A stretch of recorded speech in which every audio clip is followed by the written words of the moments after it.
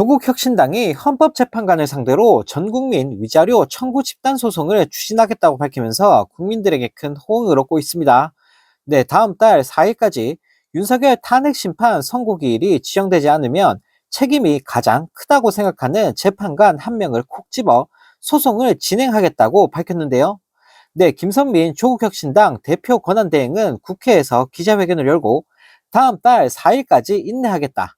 그날까지 윤석열 탄핵 사건 선고기일 지정이 안 되면 혁신당은 주저없이 행동할 것이라며 파국적 상황에 책임이 큰 헌법재판관을 상대로 위자료 청구 집단 손해배상 소송을 추진하겠다라고 밝혔습니다. 네, 그러면서 윤석열의 내란 행위로 국민이 입은 정신적 피해를 치유할 첫 번째 책임은 헌재에 있다. 이 마땅한 일을 하지 않는 헌재식 표현으로 부작위하는 헌재, 헌법재판관은 책임을 져야 한다라며 국민이 헌재 재판관들로부터 위자료를 받아야 할 의무라고 말했습니다. 네, 또 김선민 권한대행은 소송 참여 신청서에 재판 지연에 가장 책임이 크다고 생각하는 한 명을 적도록 할 것이라며 많이 지목된 재판관을 대상으로 위자료를 청구하겠다라고 밝혔는데요.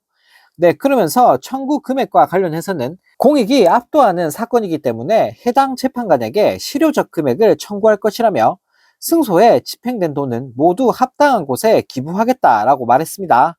네, 또 헌재를 향해선 선고가 지체된 이유라도 설명해야 한다. 그게 국민에 대한 국가기관의 의무다. 그런데도 내내 침묵한다라며 오죽하면 침대 축구를 한다는 말이 다 나오는가라며 강하게 비판했습니다.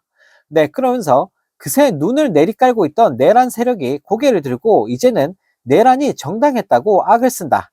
내란 수괴가 대통령직에 복귀해야 한다고 한다며 헌재의 침묵이 방전됐던 반역 세력을 충전시켰다라며 헌재를 강하게 비판했습니다. 네, 이런 가운데 더불어민주당이 한덕수를 향해 마은혁 헌법재판관을 4월 1일까지 임명하지 않으면 중대 결심을 할 것이라며 재탄핵 소추를 시사했습니다. 네, 박 원내대표는 이날 국회에서 열린 기자간담회에서 한 총리에게 엄중 경고한다라며 윤석열 복귀 프로젝트를 멈추고 마 재판관을 4월 1일까지 임명하라고 밝혔는데요.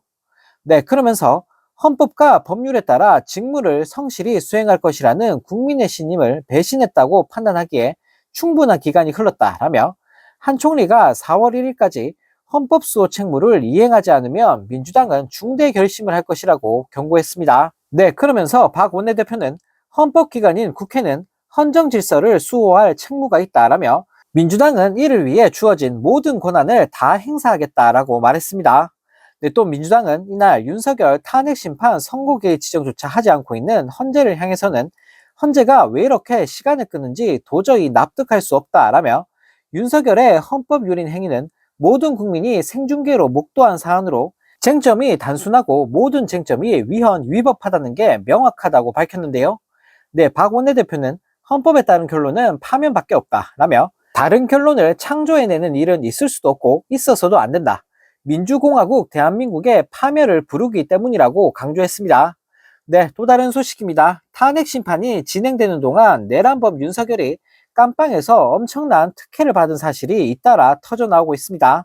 네, 특히 언론 취재 결과 윤석열은 체포 다음 날부터 CCTV 감시도 없이 구금돼 온 것으로 파악됐는데요.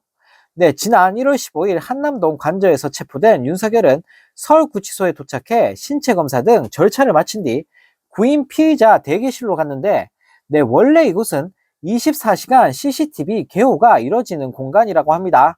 네, 하지만 내란범 윤석열은 예외였다고 하는데 윤석열 체포 다음 날부터 CCTV가 작동하지 않았다고 하는데요. 네, 이에 한 교정당국 관계자는 체포된 피의자 대기실에서 CCTV를 끈 사례를 들어본 적 없다라고 지적하며 특혜라는 사실을 밝혔습니다. 네, 또 나흘 뒤인 1월 19일 구속영장이 발부되고 정식 수감된 뒤로도 CCTV 개호는 전혀 하지 않았다고 하는데요. 네, 앞서 이명박 박근혜조차 수감 초기 CCTV가 있는 거실에 수감됐던 사례를 감안하면 윤석열만 엄청난 특혜를 받은 겁니다. 네, 뿐만 아니라 변호인 접견도 매우 특별했다고 하는데 수용 거실과 분리된 별도 건물에 윤석열만을 위한 변호인 접견실을 마련했다고 하는데요. 네, 더 황당한 건 사방이 투명한 유리로 된 일반 변호인 접견실과 달리 작은 창문이 하나 있는 공간에서 접견을 했다고 합니다. 네, 이는 윤석열에 대한 감시가 제대로 이루어지지 않았음을 보여주는 대목인데요. 네, 또 법무부가 제출한 자료를 보면 윤석열은 일반 수용자들은 접견이 금지되는 주말과 설 연휴 등 공휴일에도 무려 42차례나 접견을 했다고 합니다. 네, 뿐만 아니라 윤석열은 건강검진에도 다녀오고 헌재 출석 때마다 헤어스타일링을 받고 네, 심지어 경호처 직원들은 윤석열 식사 때마다 먼저 먹어보는 검시까지 했다고 하는데요. 네, 국민을 얼마나 우습게 알면 이딴 짓을 벌이는 건지 네, 정말 너무나 어처구니가 없습니다.